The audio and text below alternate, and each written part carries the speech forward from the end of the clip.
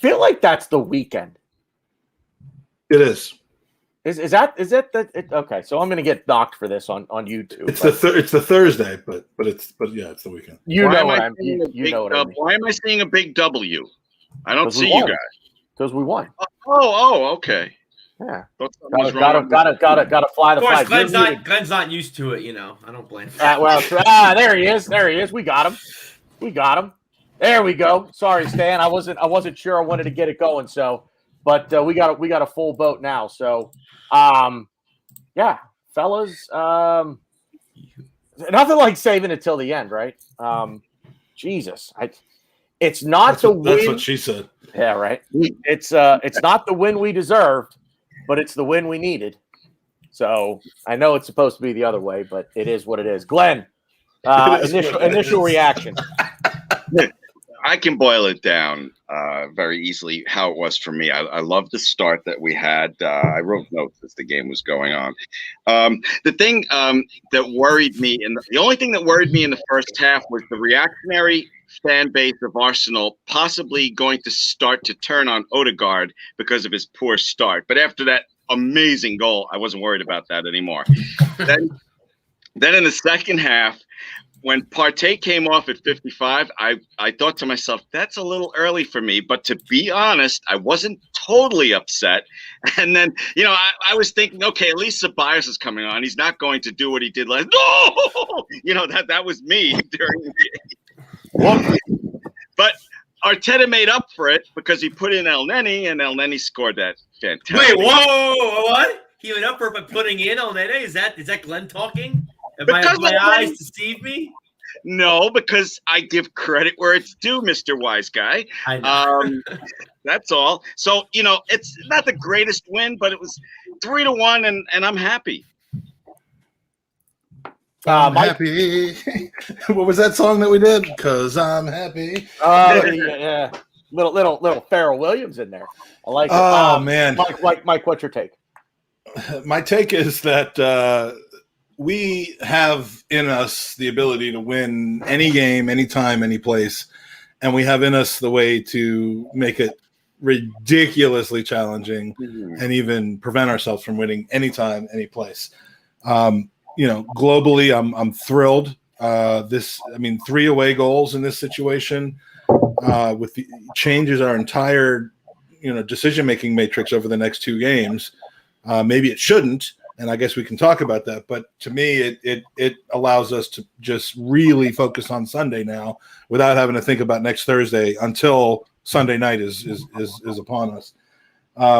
Obviously, the 2 best players on our club, as I've been saying all season, are Odegaard and El Neni. They are the men. You said that with a straight face. I am not known for a straight face. I am Mike Stradamus because El Neni. If you want to look to somebody to thank for El Neni's goal, look no further. I called it. I said it was going to happen. It happened. I willed it to happen. I prayed to the Torah and the Talmud, and it came through. So look, not a great performance. Let's be honest, not a great performance in those middle parts. It was very Burnley-like, except for the ending, and but it really doesn't matter because we've got a massive advantage now coming home for the second leg. Yeah, we had I'm sorry, real quick. I'm sorry, guys. We had 2 horrible giveaways in the first half, but I chalked that up to, well, now we're even for the Burnley game because we missed our chances. So for once, the cosmic fates, were on our side. And it's individual errors. It isn't lost on me that Ceballos' individual error came a minute after he was subbed in for Partey. You could really drill down on that, I'm sure. But, look, if Partey had 55 minutes in him, according to the trainers, then he had 55 minutes in him. Mm-hmm. And what are you going to do about that? I'm always thrilled by the outcome. There were problems, and Olympiacos is not a bad team. I think overall, away at Olympiacos, we handled them pretty well, other than the 1 or 2 really bad individual mistakes. I mean, Stan, to come away with a 3-1 win in the first leg, 3 away goals. I have a question written down that I want to ask you guys later, but let's just focus on the here, the now, the result. a win, 3 away goals. Can you really be much happier than that, than what you are right now? Man, I swear it's been so long since I've seen an Arsenal goal scored where I have literally jumped up and started shouting. And my missus came running in. She thought I was having a heart attack or something. Because you know what it's like with VAR, right? And usually when there's a goal, we can't celebrate. We're waiting for but I knew that was a goal when that left El Neni. You know what's worse than VAR though is being 6 minutes behind the fucking stream on CBS. Like I'm seeing everybody in the world going crazy, and we're like in our own end defending a corner kick, and I'm like, I mean, this is good news. It's a good spoiler, but like, so. If VAR doesn't ruin it, the stream does. But sorry, Stan, I didn't mean to. For me, I love doing watch-alongs, but I have the same problem, so I don't do them. For me, I think that the key word for this game, for me personally, is vindication in so many different areas. The first one, Martin Odegaard. I saw even before he scored his goal that people were on Twitter saying that he was no good. He's had a really poor start to Arsenal because he's not scored or assisted. However, I've always felt that his contribution in the games that I've seen him in, he has made contributions and done some very good things. So when he did have a couple of misplaced passes and I saw that people were getting on his back, a little bit like Glenn, I was like, oh, here we go. So when that Exocet missile he released went into the back of the net, that was a part of vindication that I felt. When I saw Partey coming off and Ceballos come on, I was in a WhatsApp group with Gouda Mike and a couple of others. And I said, well, that's fucked now, isn't it? Hey, we're fucked. Ceballos coming on for Partey. And I hadn't actually finished quite writing this message. It's like when you go to bet on something happening, and before you can get the bet in, it's happened already. And exactly. The thing freezes up. Exactly. And then I saw later on now in the game, I saw a lot of people tweeting, what is he doing bringing on El Neni? This guy does not have a clue. I saw a couple of people tweeting out. And I've been on the El Neni train since before he came back to us. I was saying, I'm crawled on the banks. I said to them guys, right, and I hope Terry's out there watching me from somewhere, because I said to them, why don't we bring El Neni back early? Because he may not be the best technical midfielder that we have, but he will always give you his 100% of what he has. Even if he might be 70%, and I've said this to you, Tanner, even if 70% of some of our better midfielders, you're going to get all of that 70%. And they laughed at me. And since the season has gone on, the laughing F those guys, dude. It's getting quieter. And I feel vindicated. Mohamed El Neni, for me, in the team that we have right now, I think he's the best person to be sat next to Thomas Partey. I'm not saying that we can't upgrade and get a better player in, but I truly believe that. And so when he scored that again, similar to the one that he scored at Barcelona, I literally jumped. I was properly. I've not done that in ages for an Arsenal game. I know it's a good feeling to have. It's a really good feeling to jump up in elation to a goal being scored. It's been so long. So it is instant elation, which is what makes this sport so wonderful. It's why I love it. It's why my two favorite sports in the world are football, soccer, and ice hockey. It's the instant elation that just when you see the ball or the puck. Go ahead, Glenn. Go ahead, real quick. Only because I have one of my 5-second things I want to say. That Odegaard goal was so good. We have not yet mentioned Gabriel's header.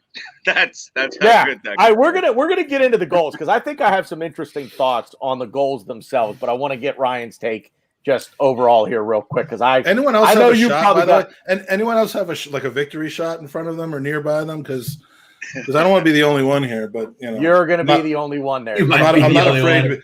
I think even the glass has Greek on it, so I'm pulling a Brian here by having a very themed celebration. But I hate shots. By the way, 80% of the time I vomit. So if you want a moment that you can clip and put on your fantastic. I'm gonna wait. 80% vomit rate. That's pretty good. All right, let's let Ryan talk before his head explodes on camera. No, I was gonna let Mike take the shot because if he's gonna throw up, I kind of want to. You don't want to see it. You don't want to. I don't want to see it.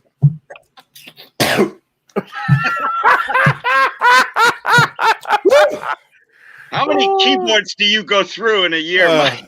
3 a day. Ooh, that tasted like victory, though. It did taste like It victory. looked like it. If victory wrapped itself in monkey piss, burnt hair, and If victory and- results in crying and a weird feeling going on in my throat right now, then yeah. kind of like your prom night, huh? Well, he Kind would of like your mom's prom night. I don't know. You might be right. I don't know. I wasn't there. I'm saving the rest for tomorrow night. But that was good. It Anyway, tasted like victory. Ryan, go ahead. Yeah. So I don't know. I was a little more. I was talking to you, Tanner, and I was very nervous, more nervous than I was on the show. And I was like, oh, I don't know. As you heard me rattling through, I think like 4 or 5 different score predictions that I actually gave on the show. Yeah, I was kind of negative, nervous, but as like the first 50 minutes went, I'm like, okay, like we're actually playing really well. I actually thought Odegaard was really good until he made that mistake early on. Then he played bad for like 5-7 minutes, and then he slowly started regaining his footing, and then bam, goal. So you always want to see players that we think highly of, players that we want to be involved in this team going forward. You want to see them kind of make their stamp, however that may be, and he made quite the stamp. But for me, this game was all about like individualism. We had individuals that kept us in the game and won us the game, and we had individuals that try to take the game away from us.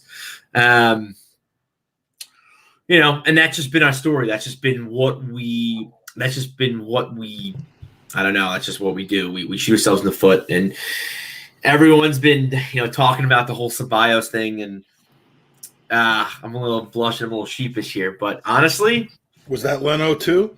looking back, I think it was Leno. I hate to say it. I think Leno was not in a good spot. He should not have passed. I think he should have passed it. He had was it Bellerin wide open? I didn't really like the pass, but again, I think Ceballos could have gotten out of it, and I think Ceballos made it worse because what Ceballos tried to do is he received the ball. He tried to neatly chip it over El Arabi's back leg, and he got the ball tangled up in his feet, and he couldn't do it, and he kind of just shanked it, and El Arabi got the ball and put it in. I'm not saying it's all Leno's fault. I'm not going to say that. I think it's just 2 mistakes that gave him a goal.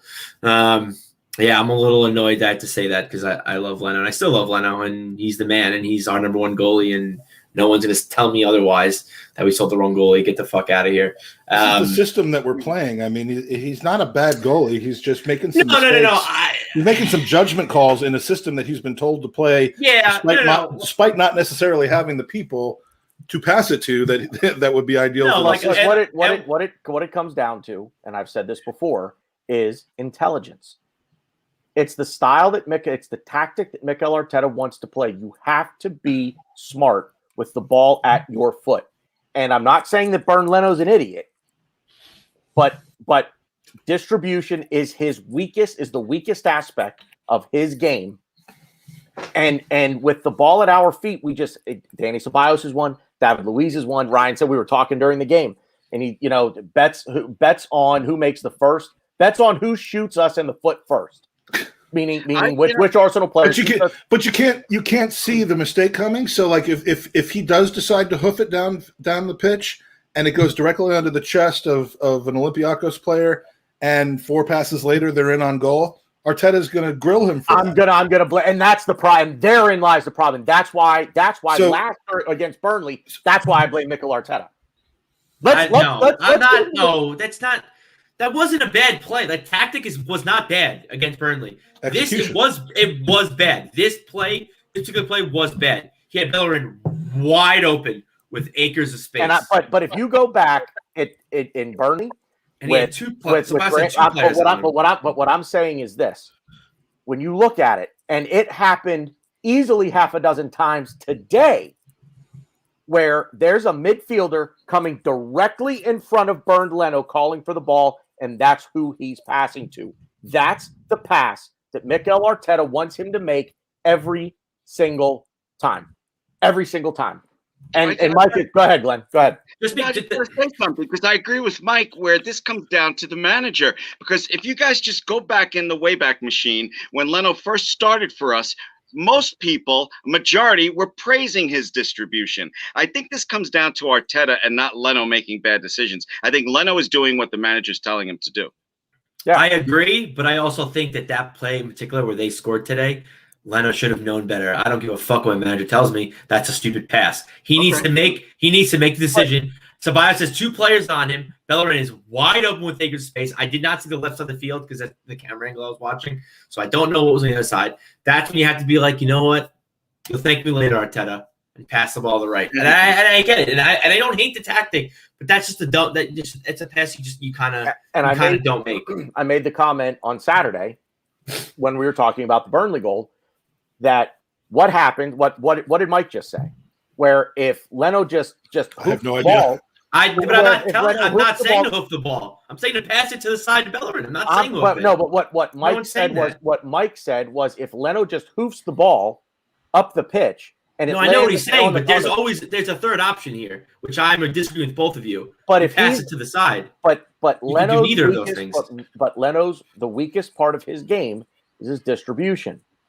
I'd rather burn Leno because I'm going to take the weakness out of his game. If I'm the manager, if I'm the coach, okay, this is the weakest part of your game. And it's a liability. I'm taking it away from you. I want you to I don't care if you kick it directly to someone in an opposite colored jersey. At least you kicked it to him 50 yards away. He'll never go for that because a coach wants to implement a system. If there's some hitches, if there are hitches in that and he makes mistakes, that is not ideal, but to completely abandon the strategy that you think and have faith will work is a bigger problem. And at Burnley, could Leno have passed it out to Luiz directly? I don't know if he had that option available to him today. He clearly had Bellerin available to him, but these are things that I think they'll work themselves out. I mean, they have to work themselves out. There you go, boom. Right where Bulgarian Gunner said. Stan, first of all, it's great to see you. I haven't seen you in a long time. Where do you weigh in on the Leno, situation? Obviously, I'm not a big fan of Ceballos, right? So as soon as I saw it happen, I was like, Ceballos! But, having a look at it, I think they're both kind of to blame. I don't think that's the ball that Leno should have played. And then when it gets played to Xhaka, to Ceballos, he totally makes a balls up of it. But for me, if Mikel Arteta is telling them that every time the ball is in our penalty area from the goalkeeper, every single time you have to play it out from the back, then I think that's really poor tactics because everybody on the opposition is going to know exactly how we play. For me, there has to be a little bit of variety to the game. Especially sometimes he comes out of the box and plays with his hand. Yeah, I mean there's a lot of variety. Yeah, it's like we've got a 12 man running onto the pitch. But if we're constantly playing out from the back, and the opposition team every time we got the ball in our box are coming closer and closer to us, that is the time then to kick the ball long and have someone else maybe hanging back when the opposition are forward. We should be creating a lot of space. We can catch them on the break. But that's variety, right? That means that the manager has to tell them, I know I'm asking you to play out of the back, but you've got to use your head. There are some times when you can't play out from the back because they're on top of you. So use a bit of variety, kick it out to one of the wings or kick it long. Stan, let me jump in here real quick. And I hate to keep going back to the Burnley goal because now we have another 90 minutes to dissect after that. But when you go back to the Burnley goal and you look before Xhaka even gets the ball, before Leno even gets the ball, you go back and you watch Chris Wood, whoever it was that was behind Xhaka, and there was somebody then to Xhaka's right. They were forming a triangle around him because they knew exactly where the ball was going. They knew it was going to Leno, and then they knew it was going to Granit Xhaka. They knew exactly where that ball was going to end up. They weren't even going after Leno to press him. They were going after Xhaka to press him. Because it still wasn't a bad play. I don't care what you say. The Leno's pass to Xhaka was not a bad play. What I'm saying is Stan said that it's predictable. The opposition knows 100% what we're going to do. And Burnley, in that case, knew exactly where that ball was going. And they had already, before Leno got the ball to pass to Xhaka. You're assuming they could have just if, guessed. They could have just been like, it's probably going to Leno. Like, if you're good enough at it, doesn't matter whether they know that's what you're going to do or not. And we just haven't gotten to that point yet. Bulgarian Gooner, we're playing a press-resistant game with players who are not press-resistant. I don't understand a single word of that. That's I would add El Neni into that. I think El Neni is press resistant. I think that's why I want El Neni to start. This is one of the smartest things. This is one of the smartest comments I've ever put up here. This is exactly it. This is exactly spot on. It's exactly spot on. I don't know. Now you're gonna make Drago's ego like ridiculous. Yeah, right. I listen, man. I try to give everybody. I'm gonna start the next show that I do by like, you know what we're doing? We're playing a press-resistant game. Yeah, right. What was it? Put it back up. with players that aren't press-resistant. So, you know what? We actually scored 3 goals today. Oh, so hold on. Before we do that, I didn't even finish what I was saying. Nobody cares. Yeah, but I'm going to say it anyway. So when I was almost, I don't want to say happy when Partey came off, but I was like, okay, like it makes sense. I like it, but I was like, when I saw it was Ceballos, I'm like, whoa, no, I need to rewind here. And then I was like, oh, then he's coming on, right? Like, yeah, he's coming for Partey, makes sense. And then I saw Ceballos, and I was like, that doesn't make it. That makes absolutely no sense. I don't like the substitution. And then when they brought Olympiacos on, I was like, better late than never. But then I'm like, but we need to score, and like I didn't know how to feel. But then we scored, so I was like, okay, so I was right. I was originally right. Olympiacos should have came on. But you didn't go out there and say 30-yard thunderstrike coming right before the goal happened. So he did actually tweet this out. In fact, I'm going. Look, I mean, every once in a while, you know, like a squirrel, you know, you get a nut every once in a while. I get nuts more often than most people do.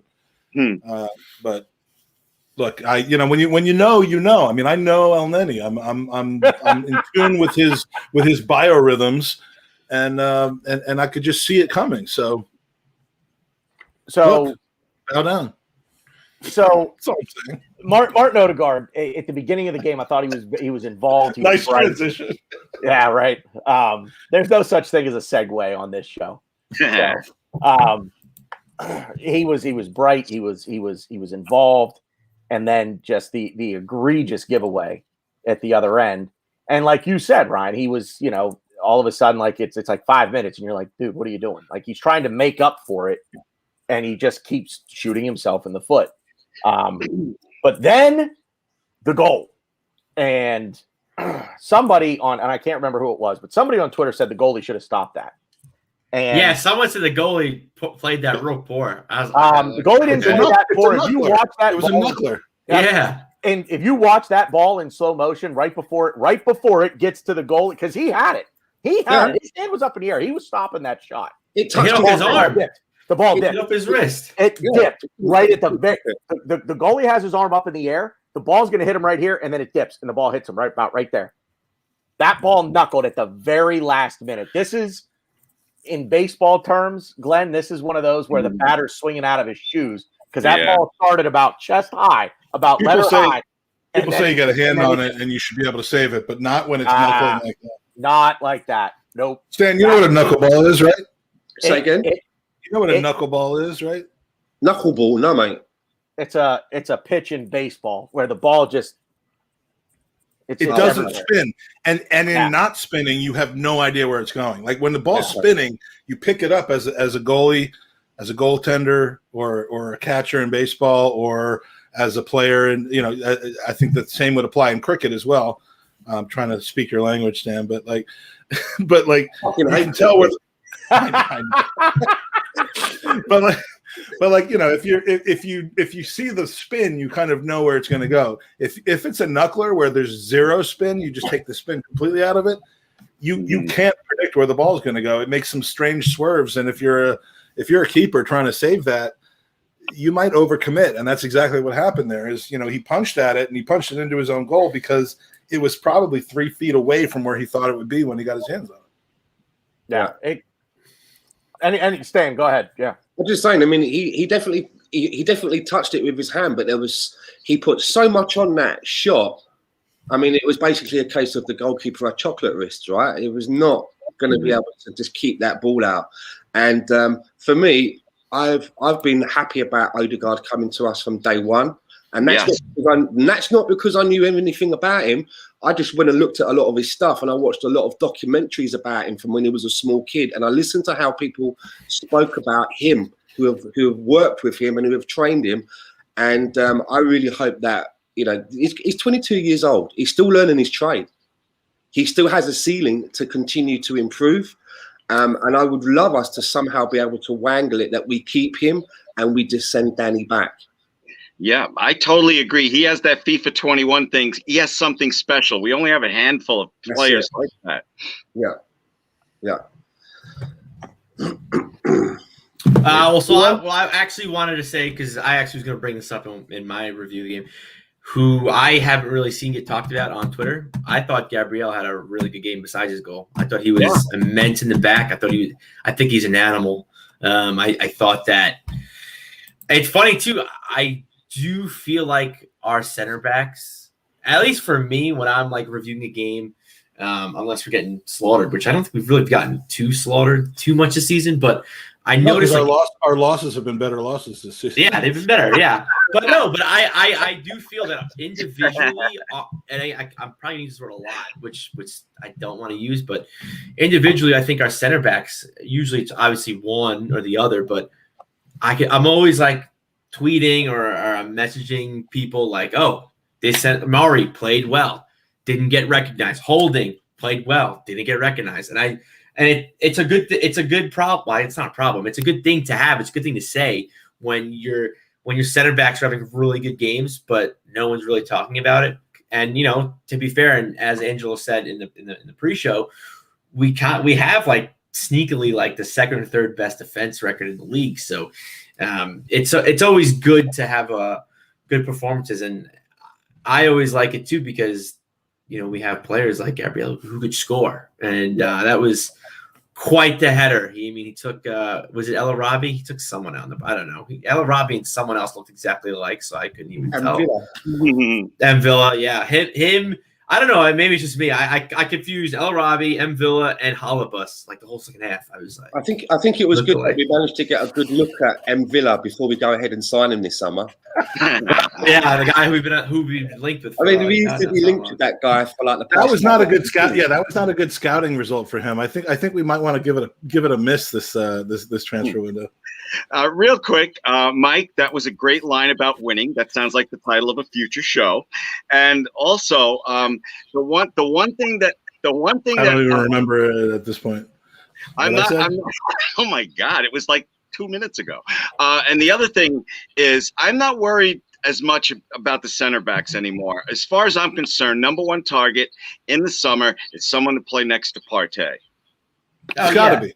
It's got to be. The only thing I worry about as far as center backs is I think out of the four main center backs we have, which would be Luis, Holding, Mari, and Gabriel, I think for me anyways, if we do like a power ranking, maybe that could be a podcast, I don't know. I think Luis is fourth, like by a long shot. They're all 6 to 7s. There's no 9s. Yeah, no, but Gabriel could be a 9. Gabriel could be a 9, but like he's really rash. The upside, and then there's Mavropanos, who I think a lot of people are about to start salivating over all of a sudden again. But like we have, like, even without Saliba, I think we have stability at that position to where we don't need to spend big on it. No. Because if the coaching is good and the stability is good and we keep giving up, an average of 1 or less goals per game, which I think we're probably on track for, then absolutely we need the guy playing next to Partey. We need depth at right and left.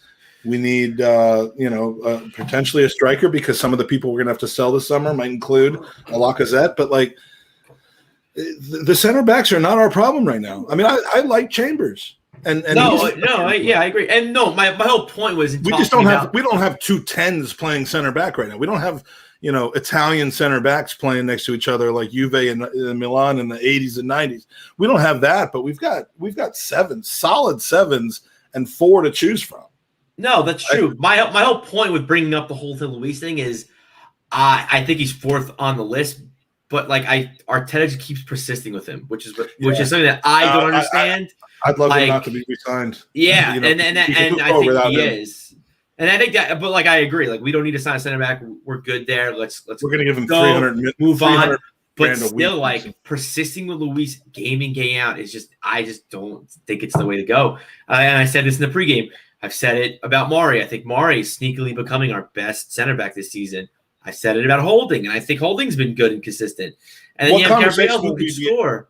What conversation will we be having if Luis's screw up in the first half had led to a goal? I mean, like if that had led to a goal, and all the dude had to do really is do exactly what Aubameyang did in the game over the weekend and shoot it near post, because Leno was not guarding the near post. All he had to do is do that. He missed the goal, but like that would have been another Luis masterpiece right there. I mean, it's enough already. His leadership qualities, his 6 out of 10 games where he plays at an 8. All that aside, it's a disaster waiting to happen with him, man. Yeah, Stan, you wanted to. You look like you got something on your mind. Yeah, I wanted to mention Hector Bellerin, but before I do, I just want to shout out the real Giannis. He's been everywhere today, man, and he really has been. He's all over the Arsenal pod. Thanks for coming by, the real Giannis. But Hector Bellerin, I just saw that C. Finnan said, "Did anyone realise Bellerin's on the pitch?" Now, are we saying, because I know that Hector's been getting a lot of heat. I heard he had a great game today. Right? So are we saying you thought he had a great game today? Are we saying then that this is one of those games where you're saying that Hector Bellerin was ineffective, we should be upgrading? Because for me, I thought he put some great balls into the box today. Really? Yeah, man. I can think of three crosses into the box that if someone could have just got on the end of them. I mean, that last one when the ball literally just rolled along the goal line, all someone had to do was blow on it and the ball would have gone in for a goal, right? I thought he put in some really good balls today. Yikes. I guess I'll disagree. That ball was nice, I guess, but I don't know. I feel like nobody was there though, and he knew nobody was there, so it was just. No, yeah, no. I'm not. Like I said, I'm not going to slate him for it. I think that was his best ball of the game by far. But besides that, he had a good game today, but he's not good enough to be. No, I guess I'm adding him to my Xhaka list then, because I thought he played real. I didn't think he played good at all today. I think he was. Besides the players, obviously. See, I can't really say this because it's a stupid thing. But I'm going to say anyway, so you guys can laugh and make fun of me. Besides the obvious players that made obvious mistakes, like Ceballos and Luis, I thought he was easily the worst player, like throughout the entire 90 minutes of the game. He just, like, I just, you know what he's going to do. He's going to take the ball. He's going to cut the middle. He does get into good, advantageous positions, but he does nothing with the ball. Odegaard found him a couple times, and he would just hit the first man every time. Hit the first man. He would get a block. And there was one play, I think it was in the beginning of the first half, where he could have easily headed the ball to, I wanted to say Saka, but I'm not sure. And he completely pushed out of it and just was like, not me. I don't want to head the ball. My face is too pretty. But yeah, I don't see it with him. And he just reminds you of like Bambi, where he's got those like deer legs, where like you think he's running fast, but he's really just like gliding across the field, and he's really not that fast. He's deceptively slow. Ryan, he played the best game he's capable of playing today. He got a lot of positive notes for it. And the fact that this is the best game he's capable of playing says a lot. Look, I mean, he's capable. I keep using these ratings, but he's capable of a 7 or 8. But it's just that he doesn't do it enough. And so great. I mean, my worry is that now we've learned that for the most important game of the year, he's the first choice right back, not Cedric, not Chambers, but him. And we'll probably see him again on Sunday and maybe again next Tuesday. So, you know, that doesn't make me happy, but I love for him to play good games. It helps his value. I think today he played quite well. The thing is he is. And to be fair, and I said this to Mike Hers on Twitter, I think Bellerin can be a top 5 right back in the Premier League. He just does not. He does not suit us. He does not suit us. And maybe I'm wrong. He Maybe cannot top be. 10. He cannot. Maybe, maybe you're right. Right back in La Liga, but not in the Premier League. Regardless. So, like, my point is I think he's got qualities of a good right back. I think he can be a good right back. He does not suit our system. He does not suit the way we want to play. And I don't. And he just the way Bellerin wants to play, he can't do it. It's just not in his repertoire. It's not in his tool belt. He cuts the middle, gets into positions, and that's it. He does not offer us anything at all. Whose dick do I have to suck to get PSG to make a big offer for him this summer, though? Like, I mean, Mike, maybe that was a bit forward, but I understand he's a tweener. Like he might be good enough for Arsenal. He might not be good enough for Arsenal. Arteta thinks the world of him. Like, so please just come in with like a $35 million pound bid and make it just a no-brainer at this point.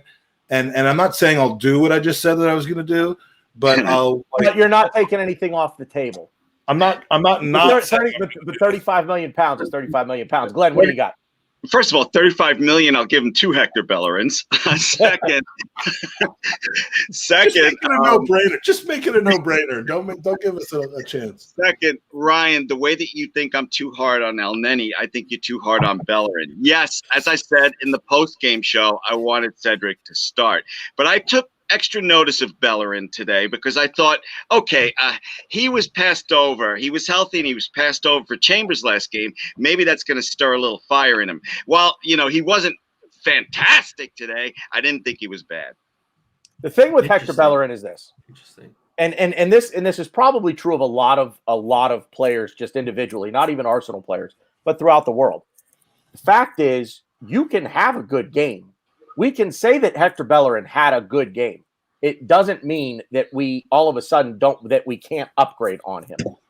Yeah. We need to be a team full of players that are 8s and 9s, the occasional 7 here and there, but those 8s and 9s, okay, maybe they drop a 5 or a 6, but consistently give you an 8 and a 9, where we're a team of 6s and 7s that are capable of giving you a 3 or a 4. And that's Hector Bellerin. Hector Bellerin, on a good day, is a 6 or a 7, but boy, he's capable of giving you a 3 or a 4 on any given match day. That's Hector Bellerin. Stan, you're a Hector Bellerin. You're a Hector Bellerin guy. So yeah, I mean, I just don't think that it's a position that requires major surgery. I do think there are times when I think that because of the length of time that he's been with us, sometimes it can get a bit stale for both the club and the player. But I seriously think the way that people are talking about Hector Bellerin at the moment and the way that he's playing his game, if we got rid of him and upgraded to another fullback to play on the right, you would see them probably playing in the same way. You would see them running in on that inside channel and going for whatever the opposite of an overlap is. It's called an the inverted fullback. Yeah, a Rory lap. You're not going to see a fullback mirroring what Kieran Tierney is doing on the left, because I don't believe that's how Arteta wants us to be set up. You've got Tierney on the left, who's doing the overlapping and playing almost like a winger, whereas the right back is coming in on the inside and working that channel. And yes, you may be able to upgrade to a player who may be able to deliver a final ball, a lot more consistently than Hector. But I think you'll find him playing in exactly the same way. So I just don't think it's something that needs major surgery. And what is it? 3 or 4 games back, that goal he scored, where he came into the box, and it was like a little jinking run. Yeah. He's supposed to be a right back, and he came into that box like a winger or a forward and put it away. Yes, we can do better, I think. Yeah, and we could spend money on upgrade to a better player, but I don't think that the gap from Hector to upgrading is going to be so vast that it needs to be done immediately. But I think that's exactly what we need to do. On your real quick, guys, I give quick answers. BG, on your amazing show with you and Stan and Ryan and Rohan, the American Arsenal show, a few weeks ago, you were having a similar conversation to this. I was in the comments section, and I said, replacing Bellerin, right now would be like mowing the lawn while the house is on fire. Exactly. That's the way I feel about that. Yeah. The thing is with Hector Bellerin, this is my opinion on Hector Bellerin, for what it's worth. I like what he brings in terms of attack. I like the fact that he takes that inside channel. I like the fact that he takes the space that's given him, and kind of to Ryan's point, like he's lost a step in terms of pace, but he takes the space in front of him that's given when he's got the ball at his foot. Problem with Bellerin is his recovery getting back on defense. He is suspect on defense, even when he is in position. He's still suspect. So if we're going to upgrade, we're not looking. If I'm looking to upgrade the position, and that's down the priority list for me, like Stan said, like Glenn said, it's mowing the grass while your house is on fire. It's not major surgery that's required right now. You know, that's a nose job. Would you rather replace Bellerin with like Hakimi, for example? And I know that's not necessarily going to happen, but say it's Hakimi, say it's a healthy Lamptey, and I know Lamptey has his own, you know, or even the guy from Norwich, Max Aaron. Would you rather do that, or would you rather get a second left back behind Tierney in case Tierney's I want the second left back behind Kieran Tierney. What? Really? Yeah. No. Really?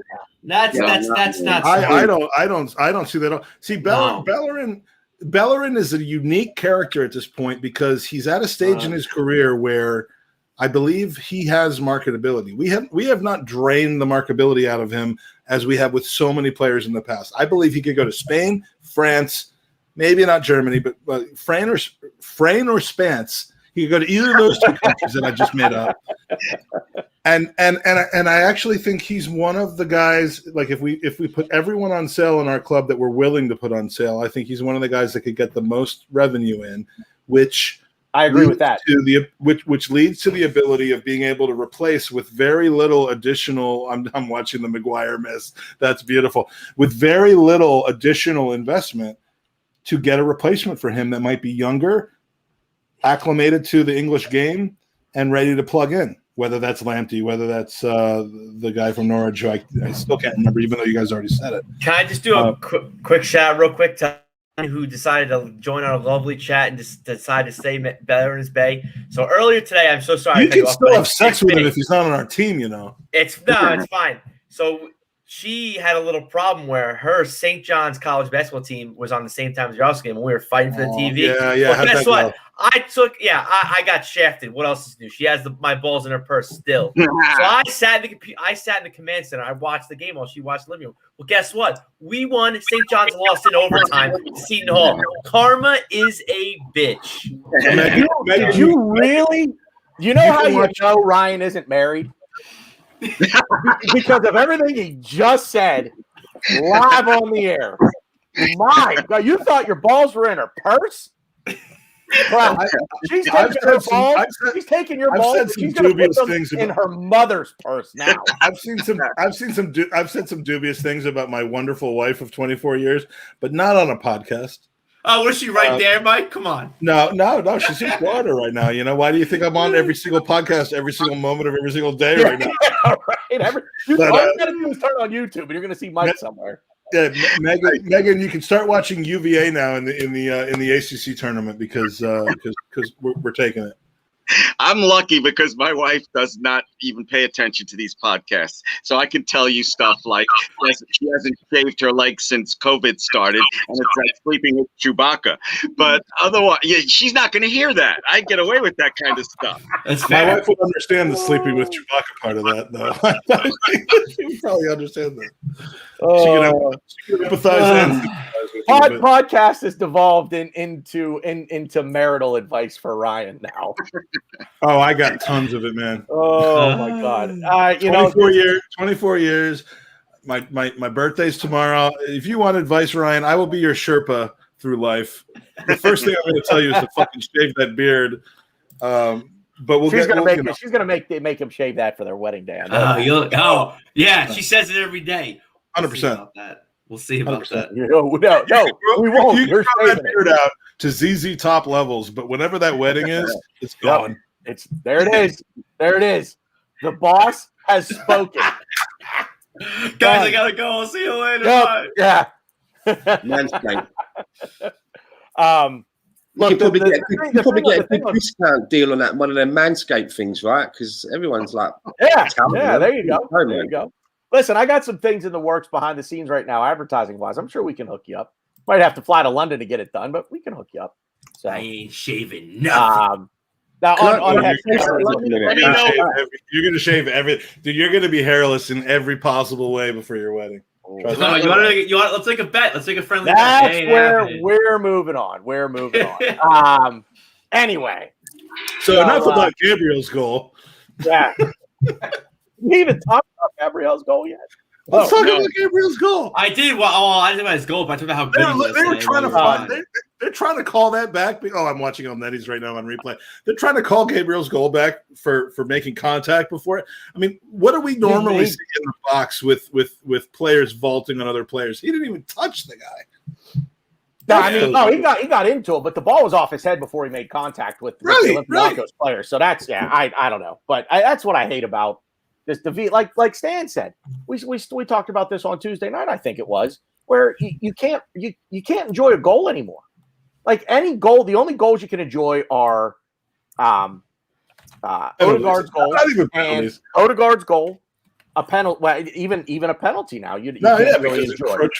Yeah.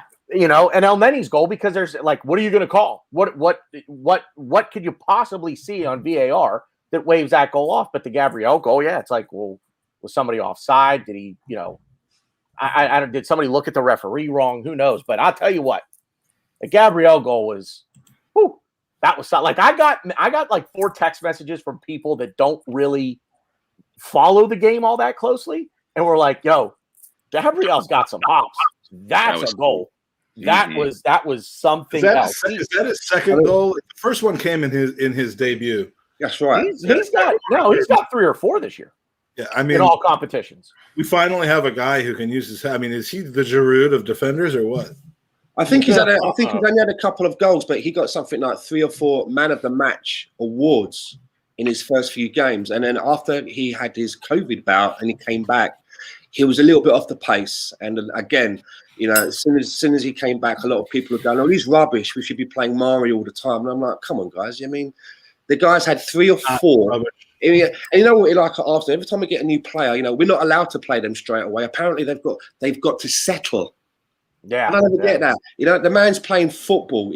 Football is the same world. Always got to settle. And we were forced to play Gabriel straight away. Remember? And what did he do? He nutmegged the goalkeeper. Yeah. So I mean, all that settling bollocks for me, it never really washes for me. I mean, the guy was coming from France to England. It wasn't coming from Saturn. Do you know what I mean? Where there's like no atmosphere or anything like that. So, there's no oxygen. They have to learn how to breathe once they get exactly. So I'm glad that he got that goal. And again, vindication. I think it shut up a little section of our fan base who are, they could be so decisive. It either has to be this player or that player. You can't just have a group of players. If one player goes off the ball, they're suddenly shit, and we have to put in the next guy, and the next guy's going to be like a brand new signing and save us. It just doesn't work like that until that new guy is shit. And then they're calling for the guy they just called shit a week ago. Exactly. What drives me crazy is just the opposite of that, where if an Arsenal player has 3 or 4 good games in a row, all of a sudden half the fan base doesn't want to let him go. Even though we all know he's not good enough for the squad. And so my how long did Ceballos get free drinks on the back of that Burnley game in his first season with us? Yeah. I mean, it was ridiculous. I mean, it was people were enjoying the smell of the guy's farts for a period of time. It was just they were just like, oh yeah, them farts, Ceballos. But I mean, there's a reason why Real Madrid are quite happy to let us have him on loan for yet another season, because there's no place for him in their squad. To be fair, I actually, and I know I'm probably going to do that's a lot of disagreement, but besides his error, I thought he played really well when he came on. I thought he had a good game. Besides his error. Yeah, I know, but I thought he was actually really good, and he did a lot for us offensively. Maybe it had a lot to do with Elneny coming on. I'll give Elneny all the credit if I want to. So, but yeah, I thought he played well. My days of arguing Tobias with you, Stan, are over. I still believe there's a really good football player in there, but it might not be for Arsenal. So I'm not defending him anymore. You're always going to pick Odegaard over him. If we don't score those 2 goals, do you have the same opinion about Ceballos not being so bad except for the one error? And Yeah. if we convert those chances at the end of the Burnley game, do we worry about VAR? Do we worry about Xhaka? You know, it's such fine margins. Like, well, it's a the conversation. ability to come back and say Ceballos was okay except for his error is purely gifted on us by the fact that we won the game by 2 clear goals, and the fact that we're just angsting over Xhaka and Leno and Arteta and VAR is because we didn't score 4 goals against Burnley like we should have. No, see, you're misunderstanding me, Mike. Like, on a percentage of happiness with that game, I wasn't throwing it in your face. I'm just saying, like for whoever it was while I was in the bathroom but could still hear you that was talking about Ceballos. I think it was we can hear you too. Don't worry. Ryan. I'm 80% happy with that victory. You know, as far as Ceballos goes, because of his recent errors, he has entered the Xhaka El Neni thing for me. As long as Partey's there, I don't care who's next to him. With what we got right now. See, for me, the biggest flaw in our game, and it has been for some time, is inconsistency. And Danny Ceballos for me is one of those players that constantly inconsistent. I've seen him play good games for Arsenal. I've watched an Arsenal game and I've gone, wow, that was a good game by Danny Ceballos. We could have something here. And then the next game is complete dog shit. And the game after that is complete dog shit. And that's the problem with a clutch of our players. And it annoys me so much. Stan, 25 for Ceballos or 45 for Odegaard? 45. Say again? Or neither. 25 for Ceballos, 45 for Odegaard, or neither. 45 for Odegaard, bigger ceiling for me. Yeah, easy. That's the easiest question anyone can Ah. Bigger ceiling. I actually might go neither. Stan. I'm I gonna agree probably with say Stan. neither. What? I would say neither. Explain. I don't think Odegaard is not something we. If you go to He the scored a goal. He scored a goal for Arsenal. It was. That's I not love. 45 Listen. I love Odegaard. I want him to stay. But if you're telling me 45 million for him or nothing, I really want Basuma and I really want that partner next That's to the Partey. complicating fact. And I'm willing to sacrifice Odegaard for that. And I know like a lot of people disagree. It would be with me, the second 45 I would spend, not the first 45. Exactly. There we go. That's a good way of putting it. I was about to say, hey, I know I'm getting a little older and I don't hear so well, but did I just hear Ryan say he's not paying 45 million for Odegaard? But that, we know Ryan has 45 that's million, but he'd rather just spend it on gummy bears or something. Yeah. No, there's these gummy bears. They're called twin snakes. They're delicious. They are delicious. Swedish fish. I hate Swedish fish. One of my friends in high school tried to impress a few girls at the ice skating rink, and he tried to shove an entire bag of Swedish fish in his mouth. He looked like a complete idiot. My kids used to come home for Halloween with Swedish fish, and I would get so angry I would just throw them out the front door. I'm like, these things suck. Bring me some goddamn crunch bars and some sweet tarts. And now you know why I look like I look. Sweet tarts are delicious. Love sweet tarts. Anyway, Can I ask you guys a question, please? Yeah, anyway. If someone has a transfer market price of, say, £14.5 million and their contract is till the summer of 2023, and you wanted to get them now, how much over the 14 million do you think that we would need to pay? 40 or 14? 14 million. That's the value of the player. Who's deciding that that's their value? Well, I'm just using the market value. The player with 3 years left on his contract being worth 14 million would be like an Eddie Nketiah. Yeah. So how much would you, if that's what the transfer market value is?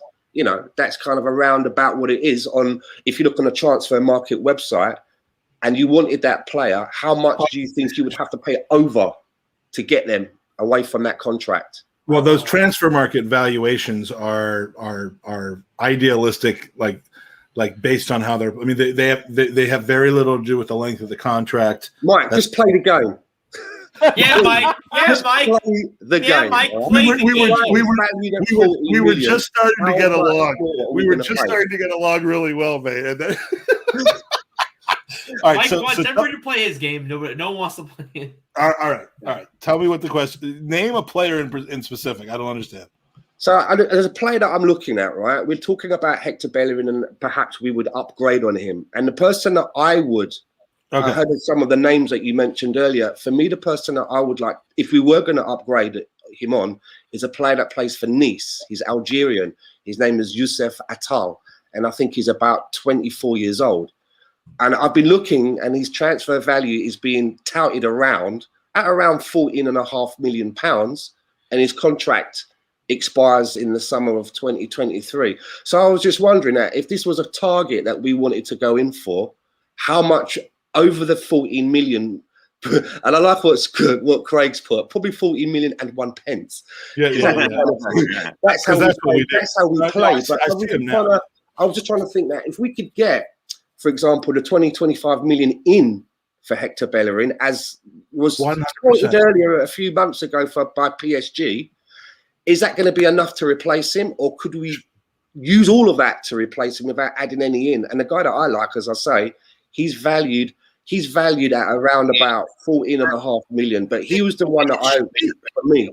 It should be. You should be able to make an initial offer maybe of 20 for him, and eventually be okay paying 25 if you sell Bellerin for 25 based on his name and his continental attraction. That's the type of move we need to make. If this guy is a real player, if he's a good player, if he's got all the attributes that we're looking for, he's 24. And we're reloading with a guy that should hopefully be ready to play. That's exactly what we need to be doing. I mean, would I like a Premier League ready right back? I mean, would I like the equivalent of what maybe Aaron Wan-Bissaka would have been 3 years ago? That would be nice. But yeah, I mean, that's what I'm saying. Sell Bellerin at this point, because his sale price will never be higher. His before he gets another injury. And there's reloading with. I mean, we don't have to spend £50 million on a right back like Kyle Walker to fix our situation, or like Wan-Bissaka became to fix our situation. There's tons of Youssef Atals out there, and that's what we need to be thinking of. Glenn, and the 25 million that we spent on Kieran Tierney, I think, is good value for money for a full back. That's the best deal we've done in a long time. Glenn, I know you got to take off. I'm going to give you the floor real quick. Any final thoughts on the game before you duck out? Anything you want to add?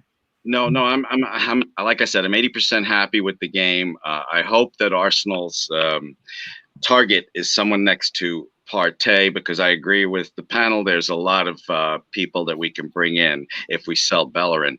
But that's basically it. Thank you guys. I had a wonderful time. I got to go make dinner now. What's you making? I don't know yet. Hopefully, like usually, I just throw food in a trough, but we'll see. Ring a bell. Dinner's on, right? Come and get it. Take it easy. Nice to speak to you again, Glenn. Take care, mate. Yes, we'll see you Sunday. We'll see you Sunday morning, Glenn. Bye-bye. Take care, Glenn. To back to Stan's thing here with this. I mean, ideally, so one of the things that Raul Sanllehi said here, so it's been now almost 3 summers ago when he did the interview with Laura Woods, was outsmarting the market.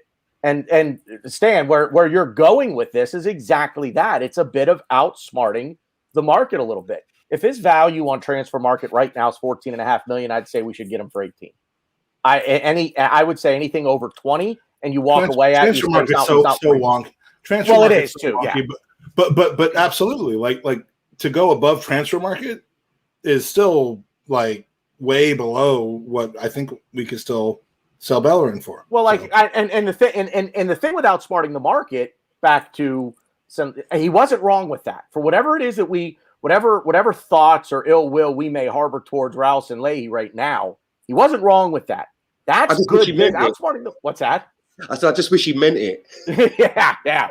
But outsmarting the market is sell Hector Bellerin for 25 to 30 million and go buy his replacement, who you hope is better, for half that. Yeah. Or two-thirds or three-quarters that. Yeah, three-quarters, two-thirds. Upgrade, refresh, get younger. Yep. I mean, we have to start doing that. That's what every team that's successful has been doing, and that's what we have not been doing. We've brought in 32-year-old cover for a 24-year-old right wing.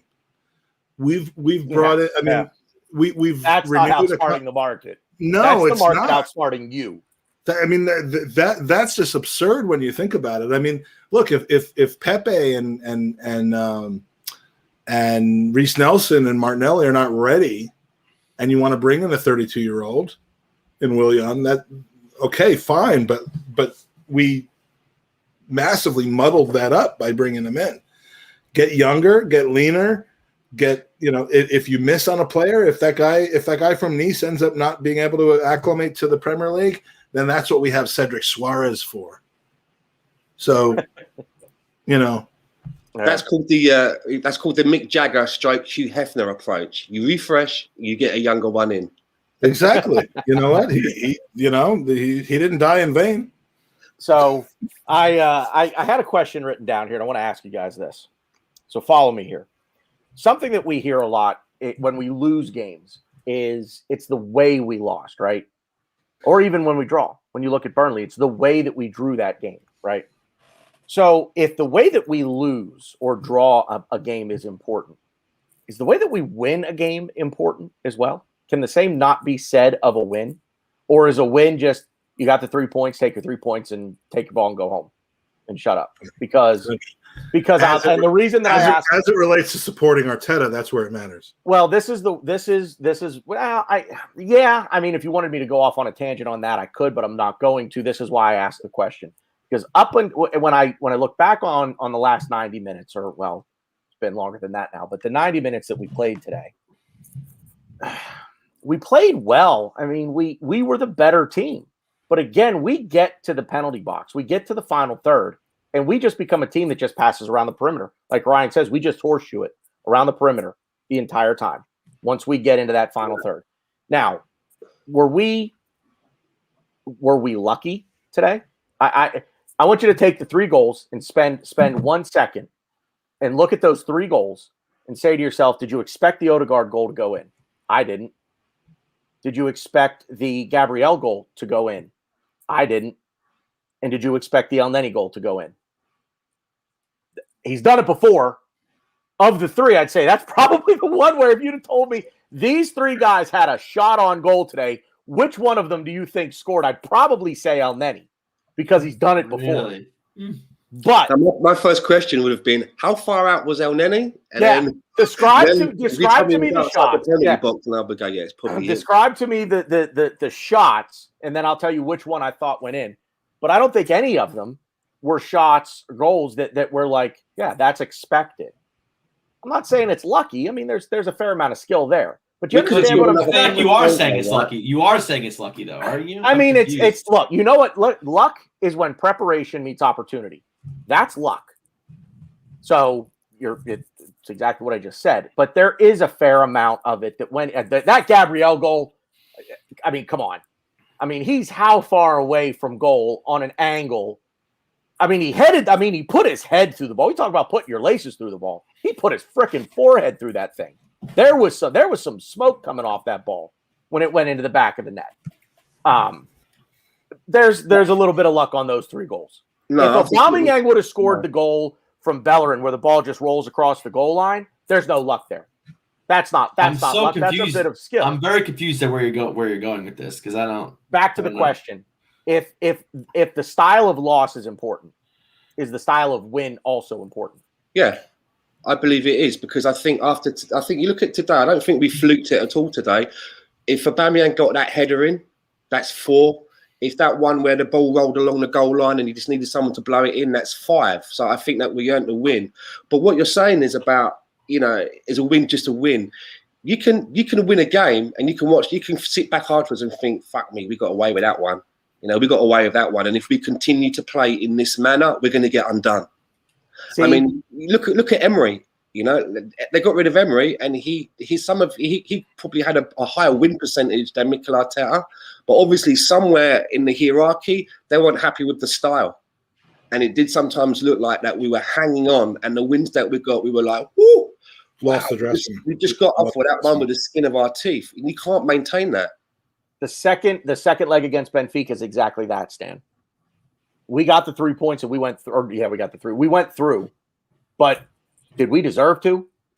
If anyone is like, and this is simply a topic for conversation. Like I just want you guys, But look, I try to look at positive sometimes. I look at I try to find the things that in our capitulations, and I don't know what's happening right now. yeah, well, in our capitulations and our losses and the games that we probably should have won that didn't, like Burnley, like Villa, like Wolves. When you look at all those games, you can point out things that are, and even Benfica, the 2 goals that we gave up. I was just thinking that.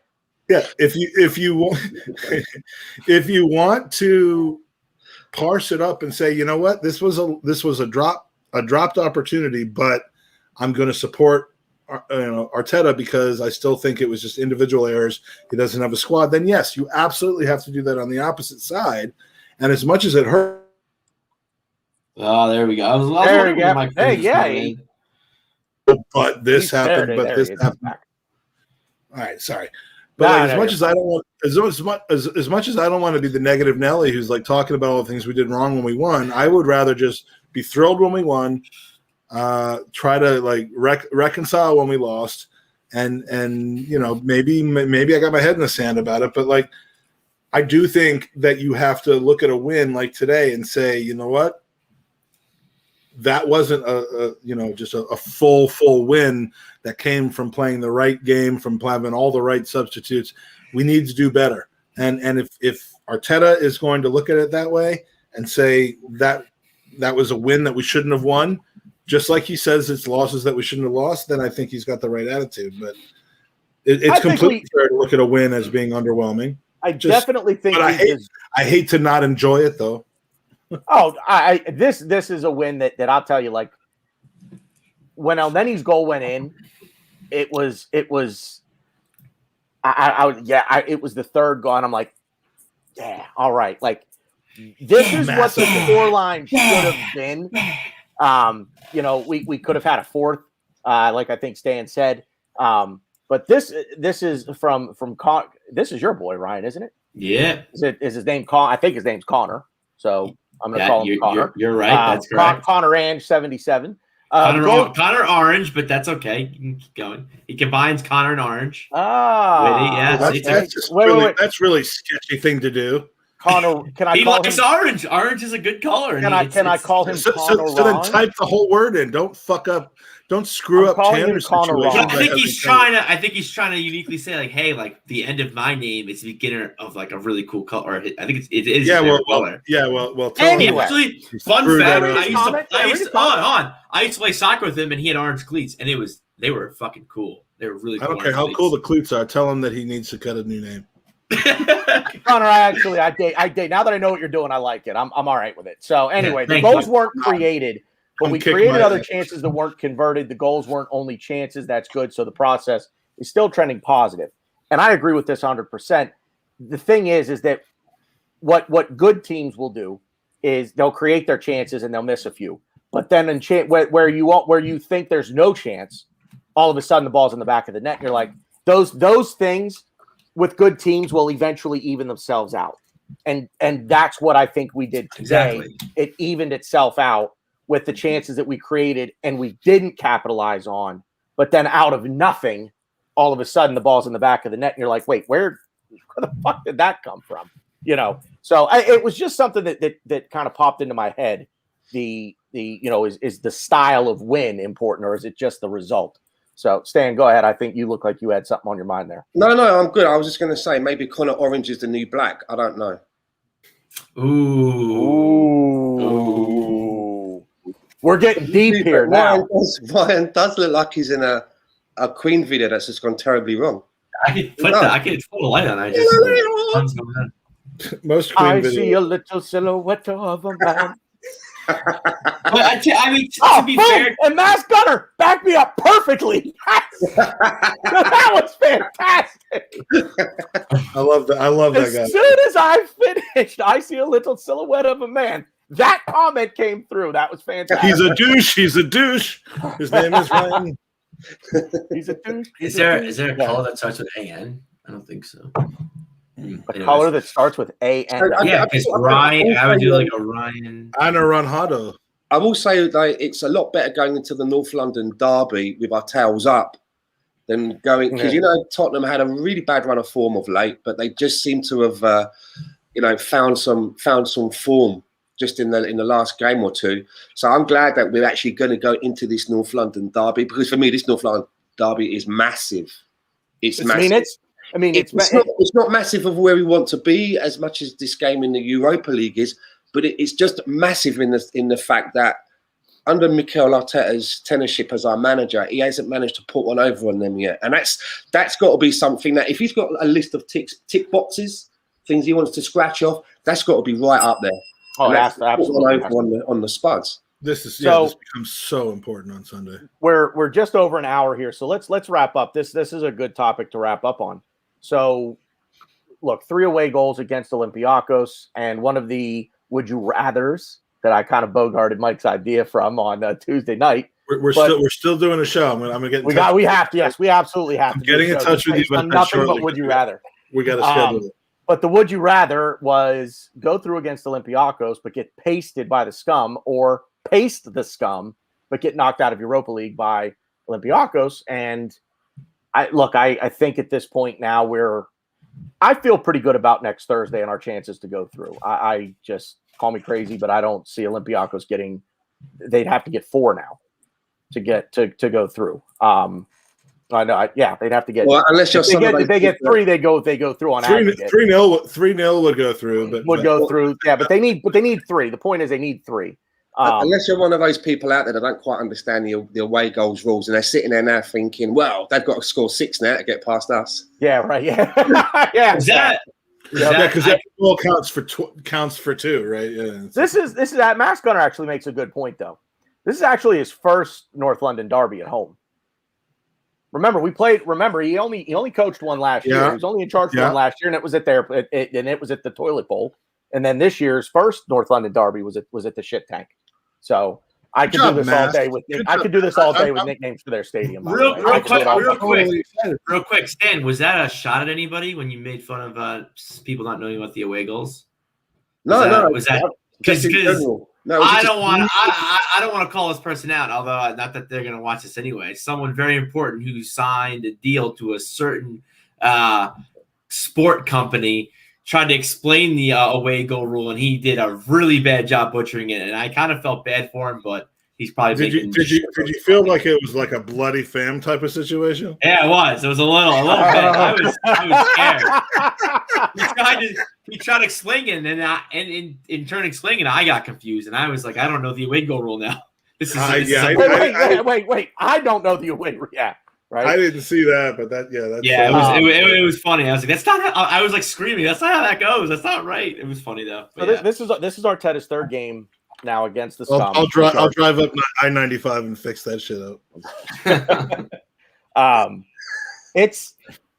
I really think that if we can win this game on Sunday, he's going to get a lot of fans, a lot of supporters back on his side. I really do. Oh my God! I actually don't agree. This is one of those. No. It's what it's all about, man. The reason why I don't agree is because if he had lost today's game and then won that, then it would be not so much. But I don't agree only because I just think the fans are already segregated enough. Like I think the fans are either really in his corner or really not in his corner. And maybe he'll gain a few Arteta outs. Well, that's a good point. I don't think so. Good point. I think they're just so at extremes.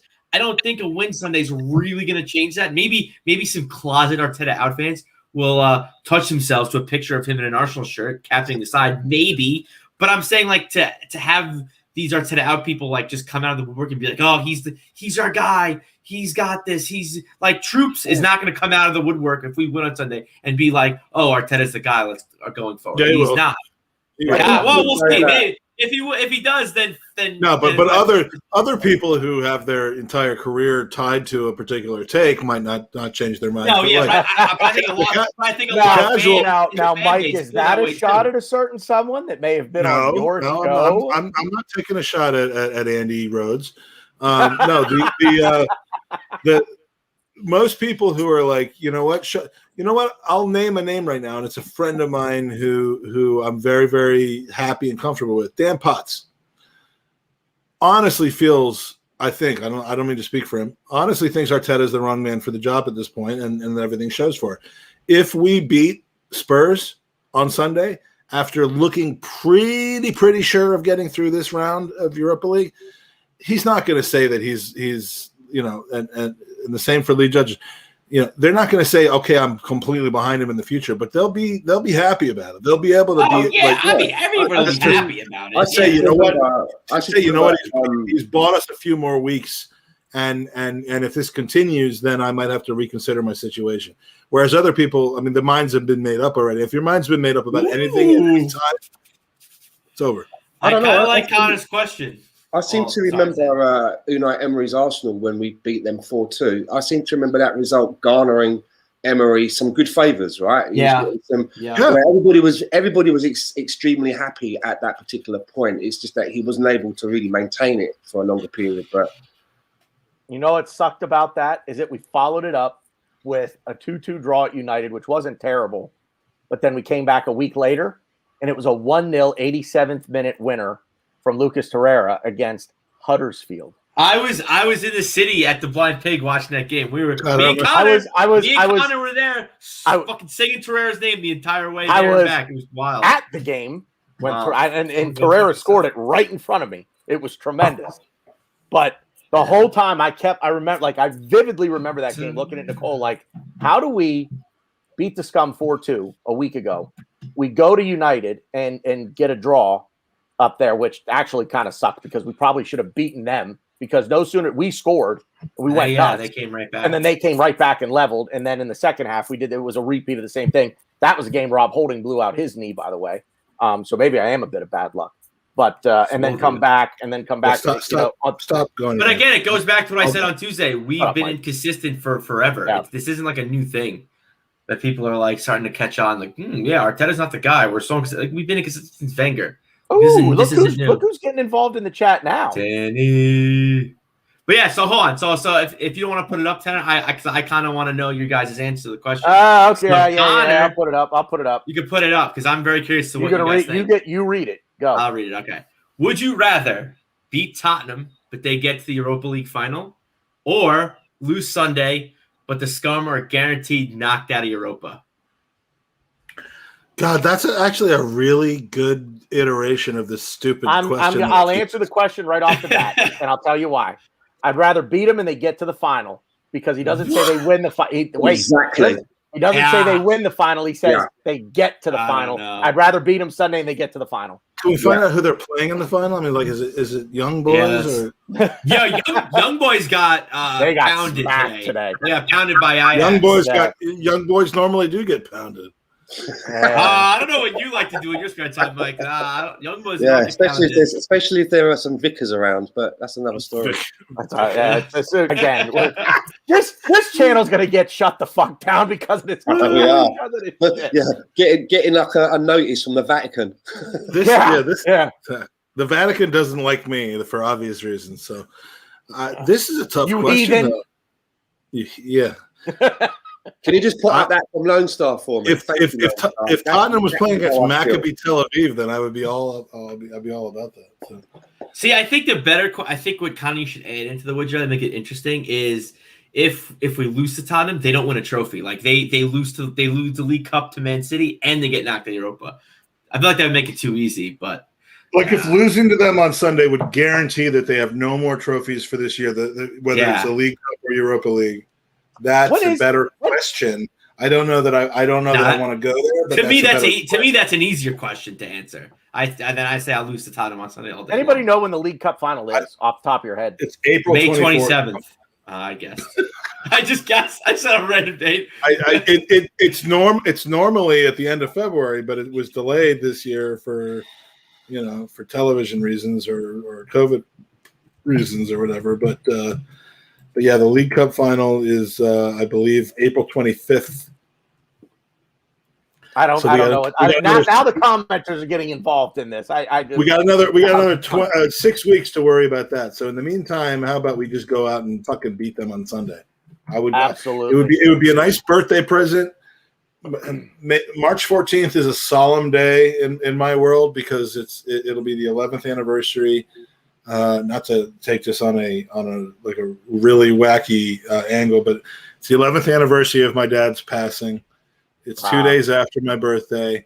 March 14th is a special day, and nothing would make me happier than beating those fucking pieces of shit into the goddamn ground. You got real close to the camera there. Yeah, and I'm gonna spit fucking things in it. No, we need to win this game, and I'm glad today gave us some comfort for Thursday because I'm no longer worried about Thursday. I probably should be, but I'm not worried about Thursday. All I can think about now is Sunday, and Sunday. Yeah, Sunday, and that's the way it should be. Pieces of shit, and that's the way it should be. You only worry about what's in front. We can't play Thursday until Thursday. The next game on the calendar is Sunday. But you know, if it was 1-1 and we had an away goal, but it was like 1-1, and we were like, okay, well, we just need to not lose when we get home. If all that was going on, then Sunday was still going to be clouded by all that, and now it's not. So Sunday's about Sunday now, and we just we go, and like Kenny Ken says, who shares the same birthday as I do tomorrow. Nice. He's 1 year older than I am, same birthday as he goes. He said, "The club is the star. We go again." You share your birthday with Kenny Ken. I do. Mikey and Kenny Ken. I share my birthday with the assassination of JFK, but I have an alibi. November 23rd. I have an alibi. Were you in your I have dad's witnesses of where I was.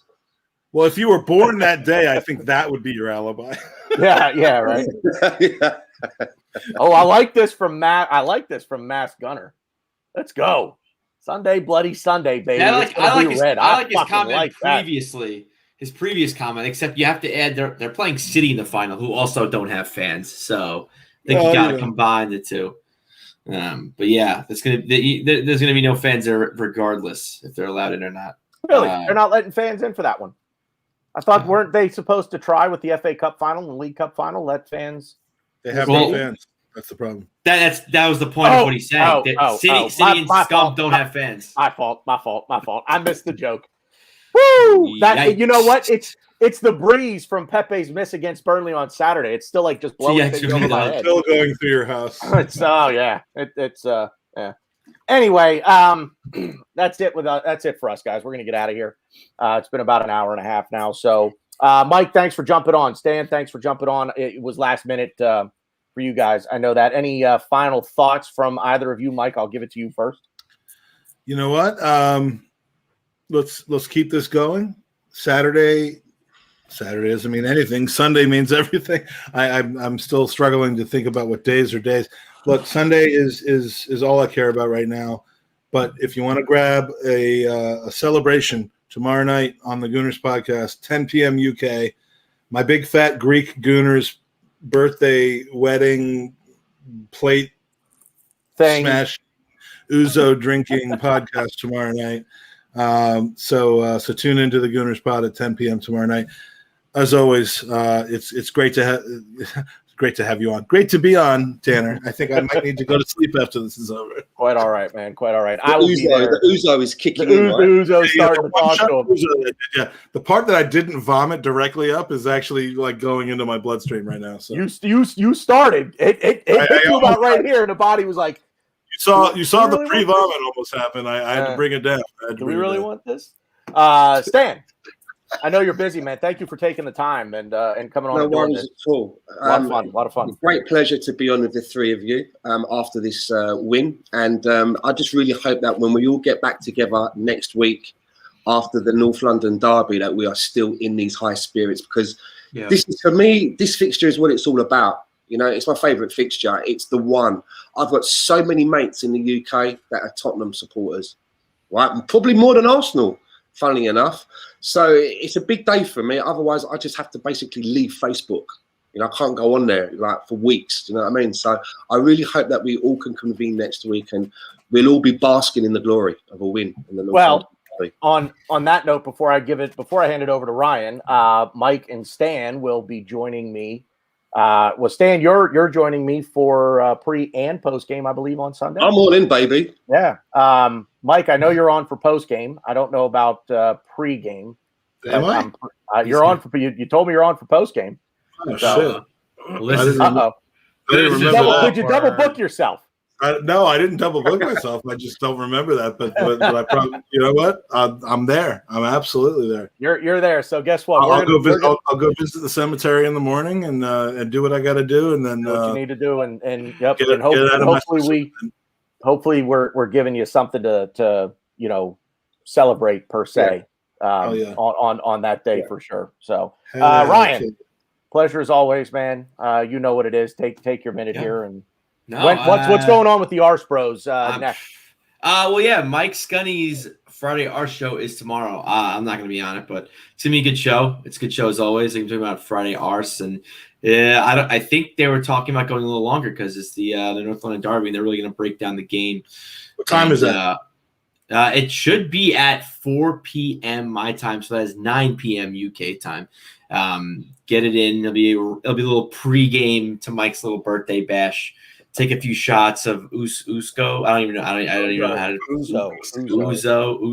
Maybe know. I'll march my way into that show as well and see. Yeah, so do that. It'll be fun. And I mean, it's gonna be maybe a little slower for a little bit because Max is having a child. I can't believe I'm saying that. Max is gonna be a daddy. Did you have a child on our podcast, Tanner? Victoria was upstairs in labor when he was actually on with us. Yeah, I should have. It should be soon. Did the child come out? She hasn't had a baby yet. Wow. No. It's soon. It's soon. Jesus. Man, honestly, maybe if she gives birth in the North London Derby, that'd be very interesting. But yeah, so I don't know. But I'll be honest, I'm still a little pessimistic about the game. But again, like Stan said, this is what it's all about. You got to get hyped. You got to get excited. You got to get crazy, which I'll probably do at work. But I'm nervous. I'm very nervous, and I'm just happy that I can at least put one half of this whole charade behind me, and the fact that it looks like we're going through. I know things can happen, but I'm really confident with us in Europa, so that's good. So yeah, you're right, Tanner. You can only remember about Thursday until Thursday, but I would still like Mike said, if it was 1-0 or 1-1. It'd be in the back. I'd be worried about Thursday during the game. I'm like, why is he starting Saka? Because to be honest, I think Saka looked tired. Xhaka looked tired today. On Sunday, will you be in the middle of an empty field at night, like you are right now, or I might be? Who knows? We have some light. Well, I honestly, if we don't put in a good performance and we lose, I will run naked through an empty cornfield at midnight, and we'll just see what happens. Tons of cornfields in Connecticut, by the way. Yeah, tons of farmland. But yeah, I just want a good performance. We gotta. You're gonna run naked for a cornfield. Be careful of chafing. It's very true. We just gotta minimize mistakes, which is obviously easier said than done. Be careful of all that butter that I know, because when I think of corn, I put butter on it. So be careful of the butter. They'll just slide right in. Wow. On that note, we're out of here. I thought that's what he meant. We're out of here. I want to want to thank the chat.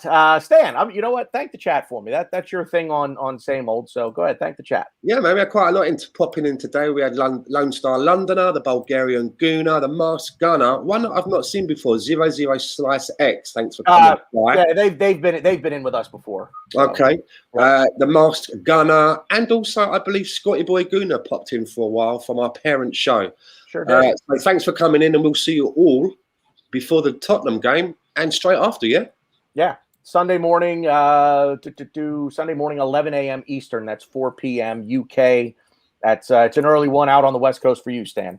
Yeah, that'll be 8 a.m. But gonna be a good weekend, at least tomorrow and Saturday anyway. So enjoy yourselves out there. It's been good footy talk. We'll see you out there.